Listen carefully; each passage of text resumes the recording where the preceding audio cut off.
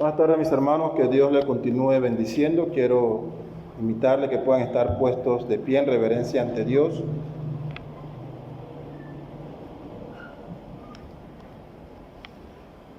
Y que puedan abrir sus Biblias en la epístola del apóstol San Pablo a los Efesios, capítulo 1.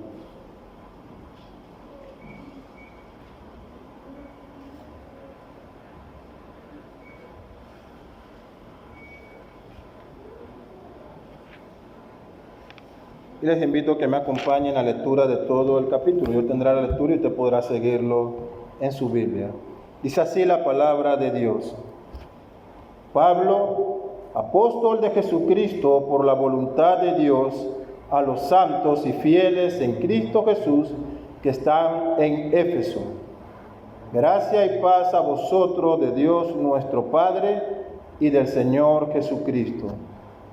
Bendito sea el Dios y Padre de nuestro Señor Jesucristo, que nos bendijo con toda bendición espiritual en los lugares celestiales en Cristo, según nos escogió en Él antes de la fundación del mundo, para que fuésemos santos y sin mancha delante de Él, en amor, habiéndonos predestinados para ser adoptados, hijos suyos por medio de Jesucristo, según el puro afecto de su voluntad, para alabanza de la gloria de su gracia, con la cual nos hizo aceptos en el amado, en quien tenemos redención por su sangre, el perdón de pecados, según las riquezas de su gracia, que hizo sobreabundar para con nosotros en toda sabiduría e inteligencia, dándonos a conocer el misterio de su voluntad, según su beneplácito, el cual se había propuesto en sí mismo, de reunir todas las cosas en Cristo, en la dispensación del cumplimiento de los tiempos, así las que están en los cielos como las que están en la tierra. En Él asimismo tuvimos herencia, habiendo sido predestinados conforme al propósito del que hace todas las cosas según el designio de su voluntad, a fin de que seamos para alabanza de su gloria nosotros, los que primeramente esperábamos en Cristo. En Él también vosotros, habiendo oído la palabra de verdad, el evangelio de vuestra salvación, y habiendo creído en Él, fuisteis sellados con el Espíritu Santo de la promesa, que es la arra de nuestra herencia hasta la redención de la posesión adquirida para alabanza de su gloria.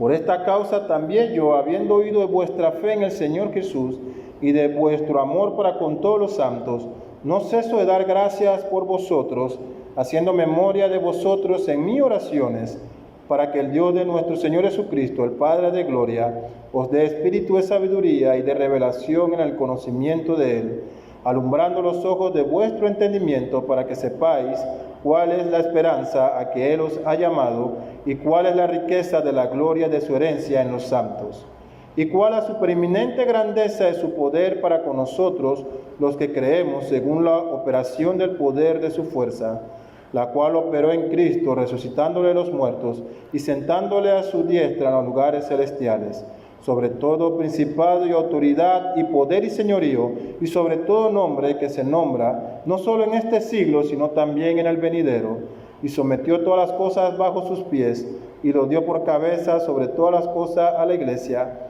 la cual es su cuerpo, la plenitud de aquel que todo lo llena en todo. Oremos.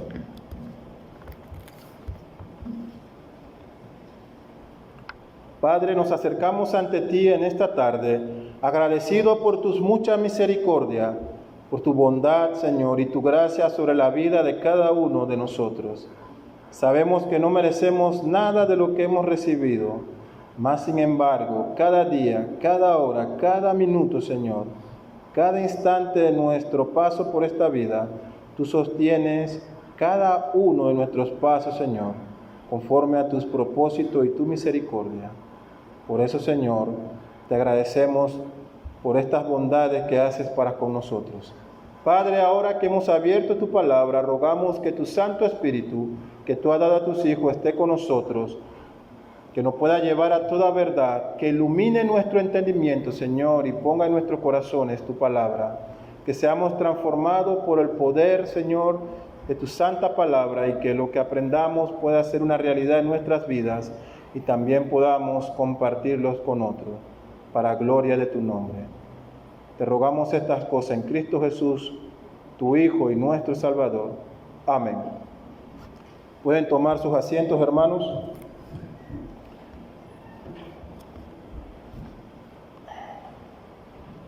Durante aproximadamente más de 7 meses estuvimos abarcando los capítulos 5 y 7 del Evangelio de Mateo en esta sección conocida comúnmente como el Sermón del Monte, predicado por nuestro Señor Jesucristo. Y uno de los aspectos importantes que abordamos en estos sermones fue el carácter del creyente. Una y otra vez a lo largo de estos 2 capítulos, para los que estuvieron presentes en este domingo, pudieron observar cómo nuestro Señor Jesucristo hace un énfasis en las cualidades, en el tipo de vida que viven los ciudadanos del reino. Aquellos fueron identificados como los que lloran por causa de su pecado, los que reconocen su pobreza espiritual, aquellos que son humildes y que están buscando saciar su hambre y su sed de justicia en Dios. Ellos también fueron identificados como hombres y mujeres que practican la misericordia, que han recibido un corazón limpio por medio de la obra redentora de Cristo, aquellos que procuran la paz. Y aunque estos individuos, estos creyentes se encuentran en esta actividad de conformarse cada día a los estándares de Dios, es interesante notar que en esos pasajes Cristo hace una advertencia. Ellos, aquellos que procuran la paz, que son limpios de corazón y hacen misericordia y lloran por su pecado, recibirán persecución, insultos y también vituperios por causa de mi nombre. Ustedes recordarán que estas personas regeneradas y transformadas, ciudadanos del reino celestial, también fueron equipados para una obra. Ellos fueron enviados a este mundo como sal y luz. Es interesante que el campo al cual es enviado este mundo es todo lo contrario, es corrupto completamente en todos sus sentidos y está sumergido en una intensa tiniebla. Pero es allí donde Cristo ha enviado a estos creyentes, a estos ciudadanos de la patria celestial, para que sean luz y sal, para que preserven con el Evangelio, para que iluminen con las verdades. Estos ciudadanos del reino, dijimos, son aquellos que comprenden la autoridad de las Escrituras. No hay duda en ello, ni siquiera en una jota ni una tilde. Creen lo que Dios ha dicho. Confían en que así como Él ha dado su palabra, así mismo Él la va a prosperar. Y como dijo Isaías, ella saldrá de Él, germinará, regará toda la tierra y volverá a Él, cumpliendo todos los propósitos por la cual Él la ha enviado. ¿Y por qué digo esto, mis hermanos? Porque uno de los aspectos importantes del Sermón del Monte fue vernos a cada uno de nosotros de manera particular.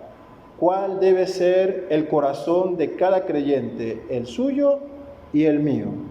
¿Cómo debe ser el tipo de vida que vivo ante Dios? Su tipo de vida y la vida que yo vivo.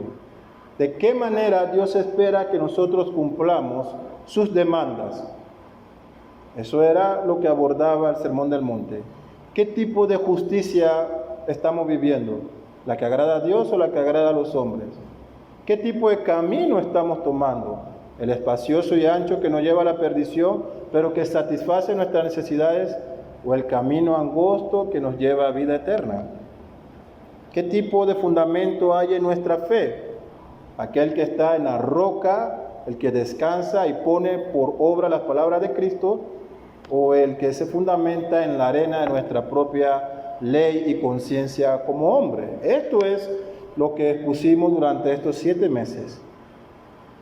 ¿Y por qué tengo esta introducción? Porque hay mucho en relación ahora con este nuevo proyecto que empezaremos a partir de hoy, que es las exposiciones sobre toda la carta de Efesios. Mientras que el Sermón del Monte nos ve de manera individual el carácter del creyente, en Efesios ahora se va a manifestar el carácter del creyente dentro de la corporación que Dios ha establecido en este mundo para ser anunciadores de su nombre, es decir, el creyente dentro de la iglesia de Cristo. Esto es lo que esperamos entonces a partir de hoy ver a lo largo del estudio y de las exposiciones de la carta a los Efesios. Esta carta tiene como propósito mostrar esta unidad del creyente en Cristo, en la iglesia. Y es el mensaje que Pablo va a desarrollar a lo largo del capítulo 1 hasta el capítulo 6. Es en Cristo que hemos sido predestinados, que hemos sido escogidos. Es en Cristo que tenemos herencia, se nos está diciendo en el capítulo 1 que acabamos de leer. William Hendrickson recoge los comentarios de muchos eruditos a lo largo de los tiempos en cuanto a cómo ellos han visto la carta a los Efesios. Uno de ellos dijo que la epístola a los Efesios es la más divina composición del hombre. Otro dijo que la esencia refinada de la religión cristiana es esta carta. Es el compendio de mayor autoridad y más acabado de la fe cristiana. Está llena hasta sus bordes de pensamientos y doctrinas sublimes y trascendentales. Y hoy pedimos a Dios que nos ayude entonces a iniciar con este proyecto que no tiene tiempo definido, sino que de acuerdo a cómo vayamos avanzando de manera expositiva, el Señor nos vaya iluminando. Así que el día de hoy vamos entonces a ver este verso 1. Y es interesante porque es el contexto de lo que necesitamos para comprender. Es posible que usted perciba que el sermón de hoy es más informativo tal vez, pero sin el conocimiento de lo que orbita alrededor de esta carta, caeremos en el error de querer interpretarla sin conocer realmente lo que ocurría. Por lo cual hemos dividido este sermón en 5 partes. Vamos a ver el autor y la fecha de esta carta. Vamos a ver quiénes fueron los destinatarios de esta epístola, el tipo de literatura y las características de los temas principales de esta carta, qué teología o cuáles son las enseñanzas teológicas que se encontrarán allí y cómo vemos a Cristo a lo largo de toda la epístola. Así que leemos en el verso 1, Pablo, apóstol de Jesucristo, por la voluntad de Dios. Y como hemos leído ya al momento de iniciar este sermón, se hace evidente y se manifiesta a Pablo como el autor de esta carta. Es interesante que también él acompaña su identidad con el oficio para el cual él fue llamado. Él dice apóstol de Jesucristo, que significaba que él había sido delegado de manera oficial por el propio Jesús. Él había recibido un llamado particular diferente. El propio Cristo lo había comisionado como su enviado y lo envió con toda su autoridad para recibir y declarar en nombre de Cristo la revelación de nuestro Señor. Y este llamado se encuentra registrado en Hechos 9, usted puede abrir su Biblia, los versos 3 al 6, allí Lucas nos relata cómo se da este llamado. Dice así el texto, mas yendo por el camino aconteció que al llegar cerca de Damasco, repentinamente le rodeó un resplandor de luz del cielo, y cayendo en tierra oyó una voz que le decía, Saulo, Saulo, ¿por qué me persigues? Él dijo, ¿quién eres, Señor? Y le dijo, yo soy Jesús a quien tú persigues. Dura cosa te es dar coces contra el aguijón. Él, temblando y temeroso, dijo, Señor, ¿qué quieres que yo haga? Y uno de los aspectos importantes sobre este llamado es que demuestra la gracia soberana de Dios. Porque Pablo no estaba en un seminario teológico con el fin de convertirse en pastor. El texto nos dice, si usted lo puede leer, que él se encontraba camino a Damasco con cartas y poderes de parte del Sanedrín para arrastrar y traer a todos los cristianos y llevarlos con el propósito de que negaran su fe en Cristo. Más adelante, en los versos 15 al 16 de Hechos 9, se nos dice cuál va a ser la función y el llamado de este hombre. el Señor le dijo a Ananías, este discípulo, ve porque instrumento escogido me es este, hablando acerca de Pablo, para llevar mi nombre en presencia de los gentiles y de reyes y de los hijos de Israel, porque yo le mostraré cuánto le es necesario padecer por mi nombre. Había un llamado particular, un llamado al apostolado. Él iría a los gentiles, hablaría a reyes, a los hijos de Israel. Este llamado toma forma en Hechos 13, versos del 1 a 3, mientras en esta iglesia de Antioquía ellos eran parte de los ancianos y maestros. Se nos dice allí que el Espíritu Santo mandó a la iglesia que apartasen a Pablo y Bernabé. Leemos en el verso 3 de Hechos 13, ministrando estos al Señor y ayunando, dijo el Espíritu Santo, apartadme a Bernabé y a Saulo para la obra que los he llamado. Uno de los aspectos interesantes es que aproximadamente en los últimos 2 siglos de la era cristiana, la crítica moderna ha dudado en cuanto a la autoría de Pablo en la carta a los Efesios. Y a pesar de que el propio apóstol se ha identificado al inicio de la carta, aún creyentes, críticos de la fe y aún liberales, cristianos liberales, dudan de que realmente él haya sido el autor. Sin embargo, el contexto de las Escrituras, el libro de Hechos, nos deja muy en claro que Pablo fue a quien Dios utilizó para fundar esta iglesia aquí. Hechos 19, del 1 al 15, nos relata cómo Pablo llega a Éfeso. Dice que aconteció que entre tanto que Apolos estaba en Corintio, Pablo, después de recorrer las regiones superiores, vino a Éfeso. Él halla allí a cierto grupo de varones. Ellos son bautizados, hay una manifestación del Espíritu Santo y él queda en esta región por alrededor de 2 años. Usted lo puede leer en Hechos 19:10.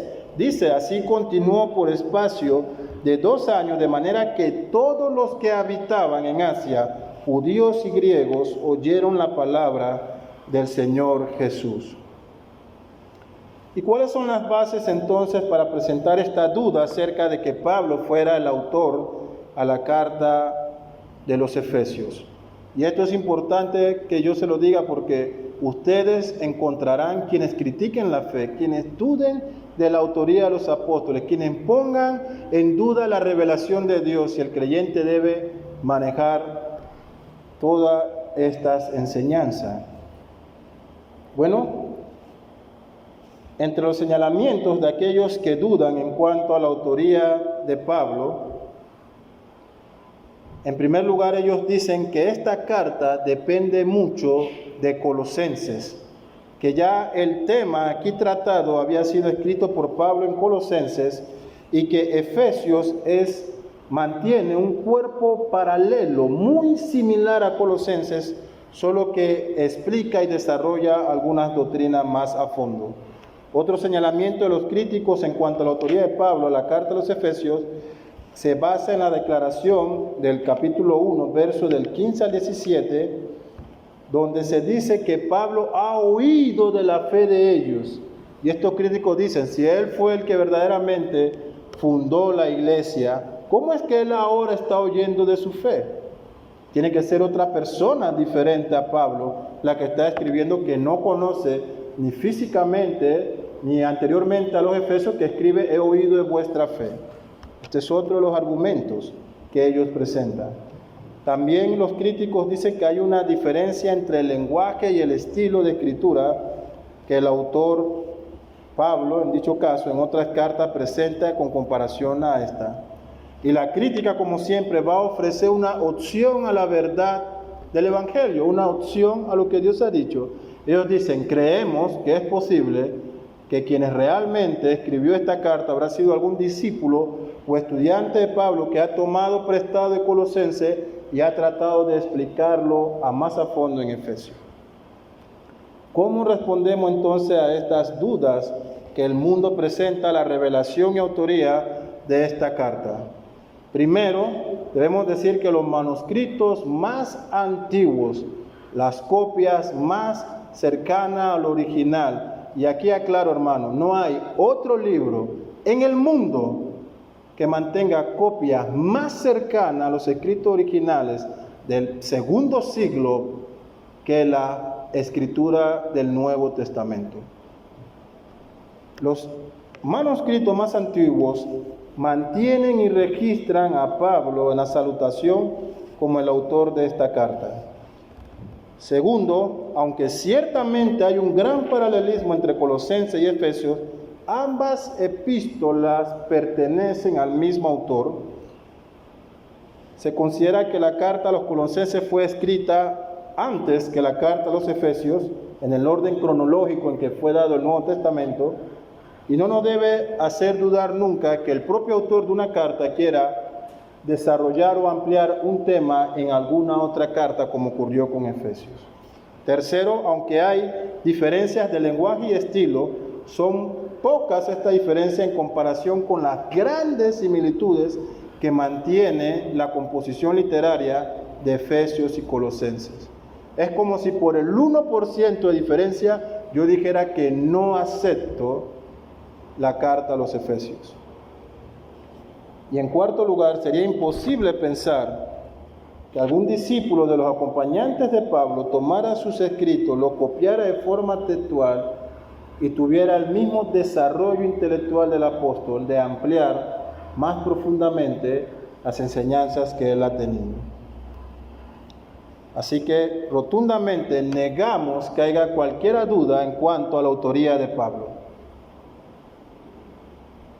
Podemos decir entonces que esta epístola fue escrita alrededor del año 62, ubica a Pablo posiblemente en el periodo de encarcelamiento domiciliario alrededor del año 60-62 en Roma, como lo registra el libro de Hechos. Esto se hace evidente por el propio contexto de la carta. En el capítulo 3 y en el capítulo 6 de la carta, el escritor Pablo se registra como preso. Así que esto lleva a que Efesios sea parte de ese grupo de epístolas paulinas denominadas epístolas de la cárcel, junto a Colosenses, Filipenses y Filemón. Si usted cree que había suficiente duda sobre el autor, déjeme decirle que sobre los destinatarios, la crítica moderna también se ha lanzado diciendo que no fue a Éfesos a quienes Pablo le escribió. Leemos en el verso 1, a los santos y fieles en Cristo Jesús que están en Éfeso. Así que vemos que nuevamente el mundo se levanta diciendo que no eran los efesios. Y aunque los manuscritos antiguos no tienen en su salutación, como tenemos nosotros en nuestra Reina Valera o en otra de nuestras traducciones, a la iglesia que está en Éfeso, sin embargo, ningún otro manuscrito antiguo registra otra ciudad. ¿Qué ocurre entonces con esto? Los eruditos concuerdan de que la carta a los Efesios era una carta circular, que el propósito era que fuera llevada a las iglesias de Asia, empezando por Éfeso. Es por eso que toda la historia cristiana ha adjudicado el nombre de Éfeso, porque fue la primera iglesia a la que fue entregada la carta con el propósito de que circulara por todas las demás. Eso da sentido entonces a que Pablo también se identificara diciendo que ha oído de la fe de ellos, porque ciertamente no las había visitado a todas. El Nuevo Testamento una y otra vez nos deja testimonio de esta práctica de la iglesia del primer siglo, en donde los escritos de los apóstoles circulaban en las diferentes iglesias. Ahora sí, entonces, mis hermanos, hablando un poco acerca de Éfeso, ¿por qué toda esta información? Porque quiero que ustedes tengan todas las herramientas necesarias al momento en que nos acerquemos a los versos 3 en adelante que expondremos a partir del otro domingo. Esta ciudad de Éfeso, en la cual se encontraba esta iglesia, o esta primera iglesia a la cual fue entregada la carta, era la capital de una provincia romana en Asia Menor, lo que hoy conocemos como Turquía. En Hechos 19 se nos dice que esta iglesia, ubicada en Éfeso, llegó a ser el centro de evangelización de Pablo. Y en palabras de Lucas, todos los habitantes de Asia conocieron el Evangelio a partir del ministerio que Pablo desarrolló en Éfeso. Esta ciudad también poseía uno de los monumentos cívicos más importantes. Ahí se encontraba el famoso templo de la diosa Diana, un lugar que ha sido considerado dentro de las 7 maravillas del mundo antiguo. Esta ciudad se llamaba a sí mismo la sustentadora de Diana. Toma sentido entonces por qué Pablo en Éfeso dice: Cristo es nuestro sustentador, no Diana, entendiendo un poco acerca del contexto. Esta ciudad también se llamaba la más gloriosa de todas las ciudades de Asia por tener el templo de Diana, y toma sentido como Cristo en Efesios 5 presenta a una iglesia gloriosa que ha sido tomada por su esposo, el Señor Jesucristo. Es en esta ciudad de Éfeso donde la predicación de Pablo entrará en conflicto con la idolatría, desatándose uno de los motines más grandes en esta ciudad. Hechos 19 lo registra. Toda una ciudad paralizada por causa de que las personas abandonaban la idolatría y iban al Evangelio, llevando a que los artífices de objetos en conmemoración de Dianas se levantaran en contra de la fe cristiana. En tercer lugar, decimos que esta epístola se nos presenta a nosotros, aunque muchos eruditos consideran que se ha escrito en forma de sermón o ensayo teológico, debemos decir que cumple todas las características para ser interpretada como una epístola. Y es necesario conocer en el tipo de literatura que estamos tratando para poder acercarnos con las herramientas hermenéuticas de forma correcta. Ella consta de una introducción, cuerpo, aplicaciones y doxologías finales. Vemos ahora estos distintivos literarios. Podemos dividir este libro en 2 partes, así será. Del capítulo 1 al 3 se establece las bases acerca de la vida cristiana. Notamos allí los indicativos acerca de estas gloriosas declaraciones que se hacen en cuanto al creyente. El creyente ha sido escogido, predestinado, sentado, resucitado. Todas estos señalamientos por parte de Pablo nos hacen entender esta unidad gloriosa del creyente con Cristo. De los capítulos 4 al 6, en esta segunda sesión, se presentan los mandamientos imperativos, muy similar a lo que vimos en el Sermón del Monte. Allí ahora el creyente debe vivir a la luz de la realidad de su unión con Cristo. Y las doctrinas que presentamos allí, nótese usted, versos 3 al 6, se presenta a Dios Padre, quien ha escogido al creyente desde antes de la fundación del mundo. Versos 7 y 10 del capítulo 1, se nos muestra al Dios Hijo, quien consiguió la redención de su pueblo. Se nos habla de Dios el Espíritu Santo, quien está aplicando esta salvación, quien está proveyendo seguridad en nuestra vida cristiana, dice, hasta que lleguemos a heredar todas estas bendiciones en Cristo, versos 11 al 14. Se nos presenta también esta salvación en términos corporativos. Y esto es bien importante porque si hay una doctrina en la actualidad, es la del creyente independiente. Ese que no se congrega, que vive a expensas de la iglesia, pero que igual espera ser recogido por nuestro Señor. Y en Efesios se nos muestra a Cristo buscando ¿qué? Una iglesia gloriosa, su cuerpo, su novia, su esposa. Y para quienes no quieren vivir bajo la iglesia, le tengo malas noticias. Cristo no viene por creyentes independientes, Él viene por una iglesia universal, un cuerpo. Vemos entonces que aquí se nos muestra la salvación en términos corporativos. Dios tiene una iglesia, Dios tiene un solo pueblo, no hay distinción alguna, no hay judíos o gentiles, ambos forman parte del mismo pueblo de Dios. Y Pablo va a decir, este es el misterio que estaba oculto antes, que los judíos no podían ver, que de dos grupos Dios hará un solo pueblo y Cristo reina sobre su iglesia. Esto es lo que encontraremos también en Efesios, la doctrina de la unión del creyente en Cristo.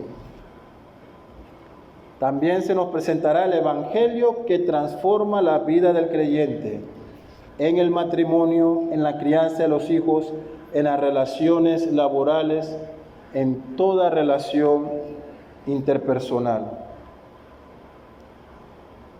¿Cómo vemos a Cristo en las epístolas a los Efesios?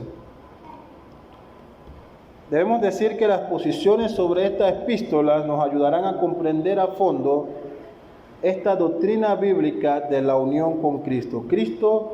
En Cristo es que somos bendecidos. Es en Cristo que el Dios Padre nos hace sentar en lugares celestiales. Es en Cristo que el Dios Padre ha escogido a sus hijos antes de la fundación del mundo. Es en Cristo que somos predestinados para adopción. Es en Cristo que podemos ser hechos hijos de Dios. En Cristo se nos da a recibir todas las bendiciones por medio de su sangre, y es en Cristo que podemos recibir perdón de pecados. En Cristo se nos dice en esta epístola que tenemos herencia y se nos ha dado en Cristo el sello y la garantía de que somos hijos de Dios, el Espíritu Santo que procede del Padre y del Hijo. Es en Cristo que la iglesia es edificada para morada de Dios.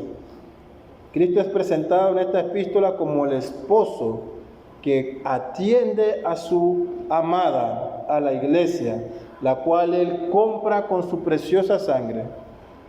Y también es presentado nuestro Señor Jesucristo como cabeza, única cabeza de la iglesia. Así que, mis hermanos, esta es lo que nos espera a partir de los próximos domingos, cuando iniciemos desde los versos 3 en adelante cada una de estas porciones de la epístola a los Efesios. Y ha sido el propósito de hoy poder darle este breve contexto para que usted pueda, con este conocimiento, ya saber de qué manera acercarse al momento de leer y de interpretar esta epístola. Concluyo, mis hermanos, diciendo que se hace notorio para la iglesia hoy más que nunca el tener presente esta doctrina de la unión que tenemos en Cristo y de la unión que tenemos como iglesia. Una y otra vez la iglesia será presentada aquí como un cuerpo en una unión mística. Y cuando hablo de místico me refiero a espiritual, con su esposo, su cabeza, nuestro Señor Jesucristo. Así que, habiendo dicho esto, mis hermanos, vamos a orar para tener el tiempo de la cena del Señor. Oremos.